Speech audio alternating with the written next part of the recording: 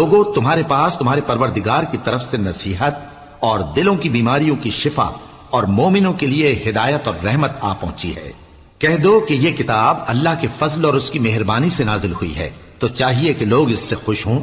یہ اس سے کہیں بہتر ہے جو وہ جمع کرتے ہیں۔ کہو کہ بھلا دیکھو تو اللہ نے تمہارے لیے جو رزق نازل فرمایا تو تم نے اس میں سے بعض کو حرام ٹھہرایا اور بعض کو حلال۔ ان سے پوچھو کیا اللہ نے تمہیں اس کا حکم دیا ہے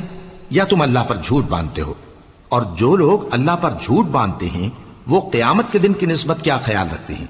بے شک اللہ لوگوں پر مہربان ہے، لیکن اکثر لوگ شکر نہیں کرتے۔ اور تم جس حال میں ہوتے ہو، یا قرآن میں سے کچھ پڑھتے ہو یا تم لوگ کوئی اور کام کرتے ہو، جب اس میں مصروف ہوتے ہو تو ہم تمہارے پاس ہوتے ہیں، اور تمہارے پروردگار سے کوئی ذرہ بھر بھی چیز پوشیدہ نہیں رہتی، نہ زمین میں اور نہ آسمان میں، اور نہ کوئی چیز ہے اس سے چھوٹی اور نہ بڑی مگر کتاب روشن